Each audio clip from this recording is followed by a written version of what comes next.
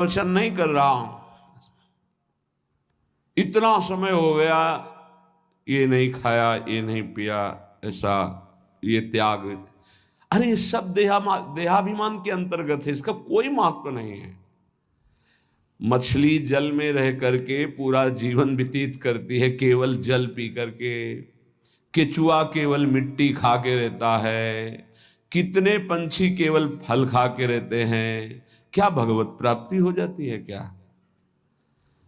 ये साधन देह विस्मृत करने के लिए है कि जो कुछ मिला थोड़ा डाल दिया, बस नाम चिंतन, भगवत चिंतन। चिंतन इस बात का कि एक एक दिन हम प्लस जोड़ रहे हैं कि ये नहीं खाया, ये नहीं पिया, ये नहीं त्याग। ये तो प्राकृतिक क्रिया है, इसका कोई महत्व है क्या? देह धर्म से युक्त होकर, देहाभिमान से युक्त होकर ऐसी चेष्टाओं में साधक उन्नति नहीं प्राप्त करता, गर्व करता है और पतन हो जाता है। महाराज ययाति का सुकृत नष्ट नहीं हो रहा था, बड़े समय से उत्तम लोकों में विमानों से घूम रहे थे।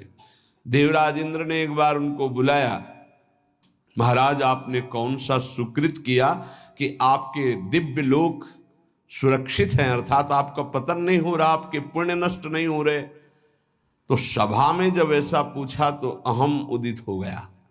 महाभारत में भगवान व्यासदेव जी वर्णन करते हैं, उन्होंने कहा ना कोई ऐसा हुआ है, ना है, ना आगे होगा। जैसा मैंने दान किया, तप किया, सुकृत किए, बस ऐसा निकलना था कि सारे सुकृत भस्म हो गए।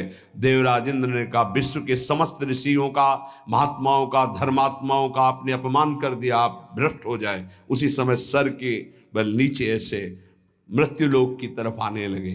तब उन्होंने आर्त भाव से कहा गलती हो गई हमसे, हमारी अंतिम प्रार्थना, जा तो रहा हूं नीचे के लोक में, लेकिन महात्माओं के बीच में गिरूं। तो कुछ महात्मा ऐसे खड़े हुए, महाराज शिवी भी उसमें थे, भगवत चर्चा संभाषण कर रहे थे। देखा कोई तेजों में पतन की स्थिति से आ रहा है गिरता हुआ, तो ये कोई पुण्यात्मा है, रोक दिया अपने भजन बल से। जब ये जाना कि ये तो महाराज ययाति है, सारे सुकृत अपने दे दिए, तत्काल ऊपर से ऊपर चले गए।